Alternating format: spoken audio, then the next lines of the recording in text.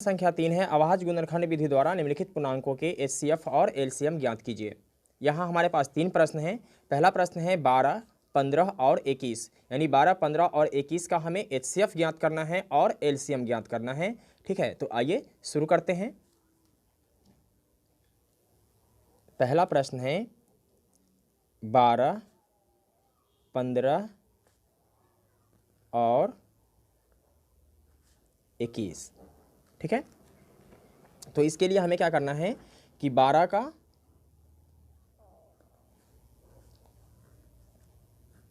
15 का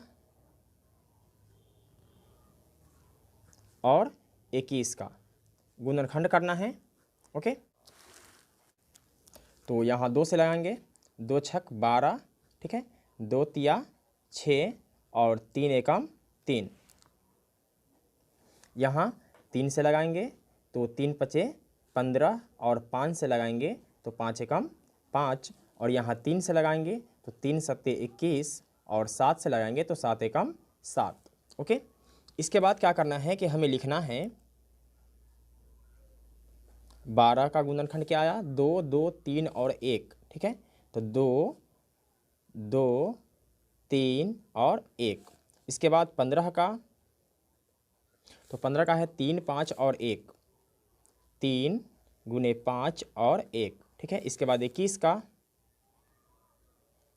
तो 21 का 3, 7 और 1, 3, 7 और 1। ओके, तो हमें ज्ञात करना है इसका HCF। इसलिए HCF बराबर क्या होता है कि जो तीनों में मिलता है ना उसी को हम क्या कहते हैं, HCF कहते हैं।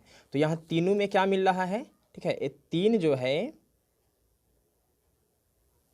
ए इसमें भी है, इसमें भी है और इसमें भी है। ठीक है, तो HCF क्या हो जाएगा 3, और एक और भी संख्या है, क्या है, 1 है जो तीनों में मिल रहा है, इसलिए 3 गुने 1 बराबर क्या हो जाएगा 3। एक आंसर तो मेरे पास ए हो जाएगा। इसके बाद आगे बढ़ेंगे और LCM ज्ञात करेंगे। LCM, तो LCM ज्ञात करने के लिए क्या करना होता है कि जो तीनों में मिलता है ना उसको पहले लिख लेते हैं। ठीक है, तो 3 मिल रहा है, 1 मिल रहा है, और जो नहीं मिलता है उसको भी लिख लेते हैं। तो यहाँ 2 नहीं मिल रहा है, ठीक है, इसके बाद A2 भी नहीं मिल रहा है, इसके बाद 5 नहीं मिल रहा है, और A7 नहीं मिल रहा है, तो इसको भी लिख लेंगे और इसको गुना कर देंगे। ठीक है, जब आप इस सबको गुना कीजिएगा तो A आ जाएगा 420। गुना करना तो आप लोग जानते ही होंगे। ठीक है, जब 10th में पढ़ते हैं तो गुना करना हर हाल में आना चाहिए। तो इस प्रकार LCM का भी आंसर निकल जाता है। अब आगे बढ़ते हैं और इसी प्रश्न के प्रश्न क्रमांक 2 को देखते हैं। तो दूसरा प्रश्न है 17, 23 और 29। ठीक है,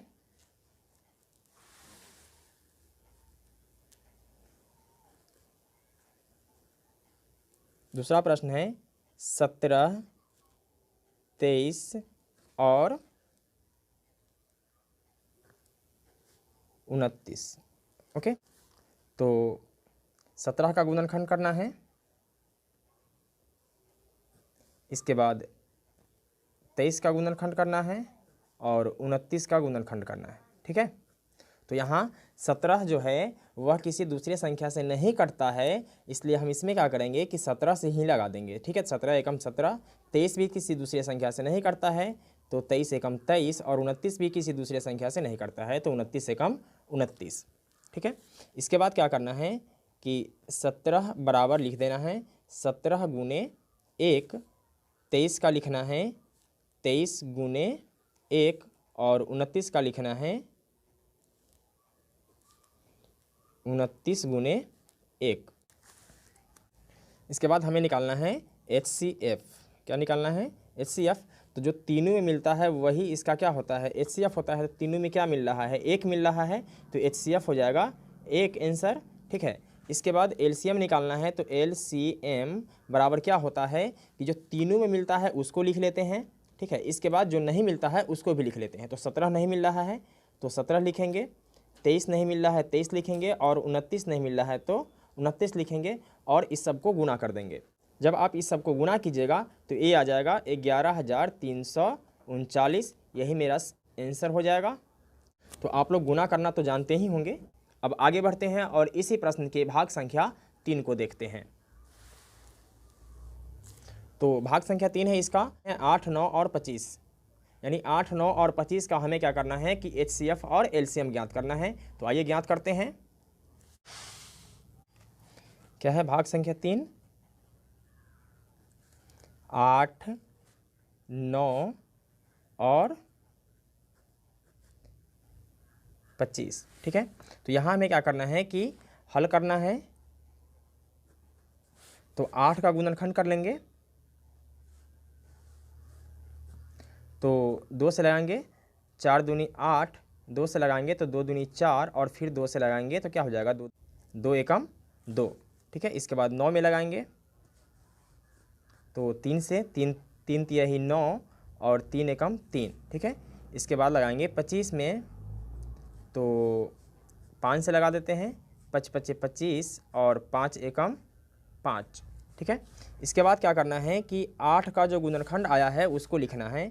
तो 2 गुने 2 गुने 2 और गुने क्या है 1। इसके बाद 9 का लिखना है, तो क्या है 3 गुने 3, 3 गुने 3 गुने 1।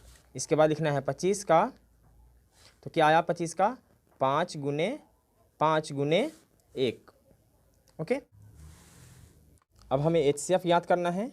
तो HCF बराबर क्या होता है, जो तीनों में मिलता है, ठीक है। तो तीनों में क्या मिल रहा है, 1 मिल रहा है, तो इसका HCF क्या हो जाएगा, 1 आंसर हो जाएगा। और LCM क्या होता है, जो तीनों में मिलता है उसको लिख लेते हैं और जो नहीं मिलता है उसको लिख लेते हैं। तो 1 2 3 2 है, 1 2 और 3 बार 2, इसके बाद 2 बार 3 है, 3 गुने 3 गुने 5 कितने बार है 2 बार, तो 5 गुने 5, ठीक है। इस सब को गुना कर देंगे। जब इस सब को गुना कीजिएगा तो कितना आ जाएगा 1800, ओके। यही मेरा क्या हो जाएगा आंसर हो जाएगा। तो दोस्तों मैं उम्मीद करता हूँ कि आप